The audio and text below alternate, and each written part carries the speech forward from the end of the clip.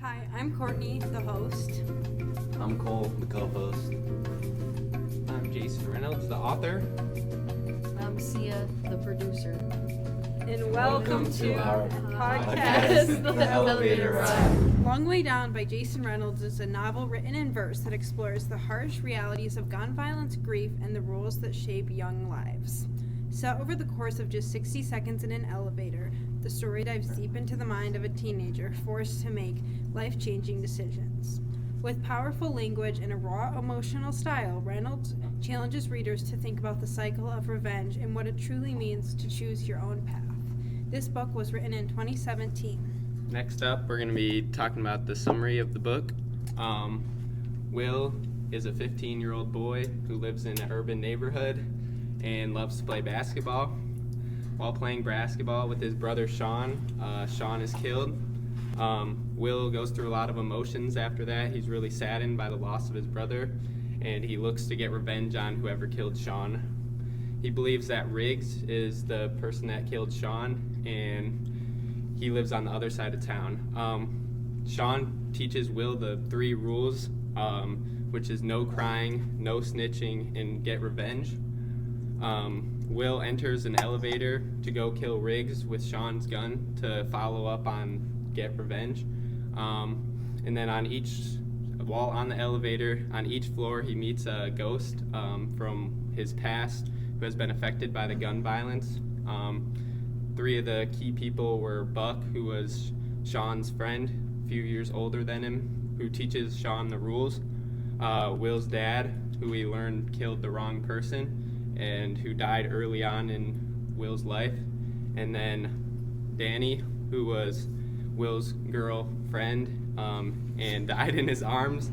And then on the final floor of the book, they kind of leave the story open, and they whether Will killed Riggs or didn't kill him and ended this rules in the cycle of violence. Next, we have conflict analysis. So there's 3 types of conflict in the story: person versus self, person versus society, and person versus person.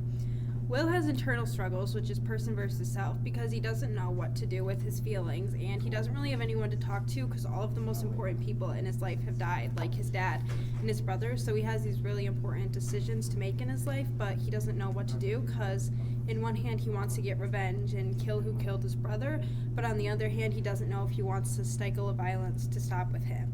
And then person versus society, the pressure of the rules in his society and the people in the neighborhood. He just has a conflict with the violence, and he doesn't know what to do because everyone around him is violent and in gangs and things, but he's like trying not to be. And then person versus person, Will's interactions with all of these people who have died in his life in the elevator, and each one of them teaches him a lesson and kind of forces him to make his own decision on how he wants to go about the situation that has affected so many people already in his life. And because these ghosts challenge his beliefs, like in one hand he wants to get the gun that he found from his brother, but on the other hand he wants to stop and not kill Riggs. And then these conflicts drive the story because it makes Will rethink what he was originally planning to do. And then Will, like, the end is like a cliffhanger, but it shows that Will just hasn't made his decision yet. And now we have character development. So in the beginning, Will is determined to follow the rules, but as he meets ghosts in the elevator, he begins to doubt his choices.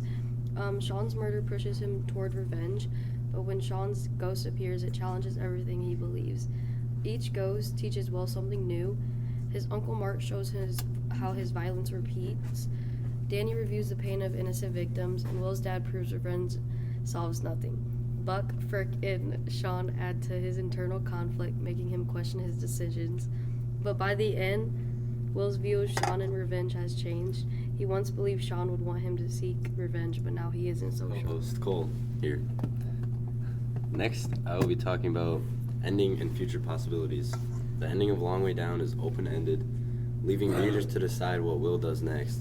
This can be frustrating because there is no clear answer, but it also makes the book more powerful by forcing readers to think about his choice. Does Will pull the trigger and continue the cycle of violence, or does he walk away and break the rules he was taught? Since the book doesn't say, it leaves the reader questioning what happens after the elevator doors open. If there was a sequel, it could explore Will's decision and the consequences, whether he chooses revenge or a different path.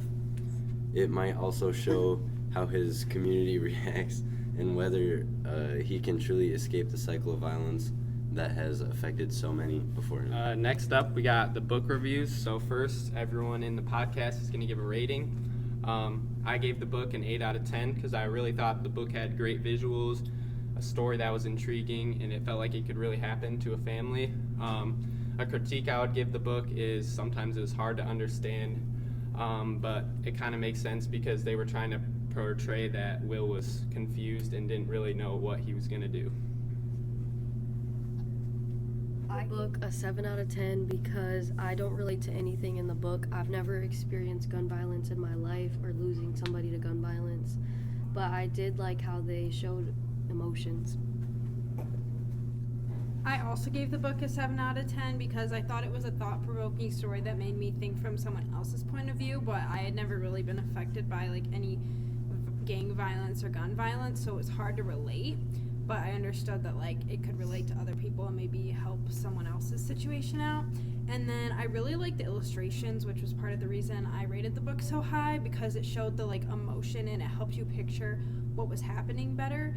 But the pictures and like the short little sentences also made the book a lot harder to follow and understand because there was like no paragraphs to really like keep the story going or like explain the setting or always the main point of what each character in the elevator was trying to show. Unlike the others, I actually gave the book a 4 out of 10. Sorry, Jason. I wasn't a big fan of how the story played out with the ending and such. Although I did enjoy all the characters in the story and the impact each of them had on Will.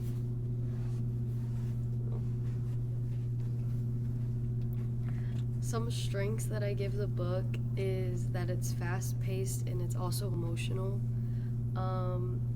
It has grief, trauma, and it also shows violence. Okay, so the book has a couple of different weaknesses. The book has many different characters, which can make it hard to follow and also hard to differentiate the importance of each character. So we think that if the book had just a few less characters, it'd be a little easier to follow and portray the lessons that Jason Reynolds was trying to show. And then the book was written more like a comic book, which also for like understanding makes it a little bit harder because when there's so many characters and so many different people speaking, it can be hard to decipher what's actually happening. And then because Will, like the book is trying to show that Will doesn't know what to do, the author kind of makes it like confusing and back and forth, but because it's mostly just pictures, that it's hard to follow exactly where he's going with each one of the different storylines because there's a lot going on at once. Finally, for the book review, we're going to be comparing Long Way Down to a similar book. The book we chose was Hate You, and I thought they were similar books because they both talk about gun violence and growing up in tough neighborhoods, but in different ways. Long Way Down is written like a comic book with focuses on Will's choices in one short moment, while Hate You gives a regular novel about speaking out after her friend who was killed by police. Both books teach important lessons about gun violence and stopping violence and standing up for yourself. So now we'll be doing an interview. Cameron, or Jason, get in here. Jason, I have a couple questions for you today.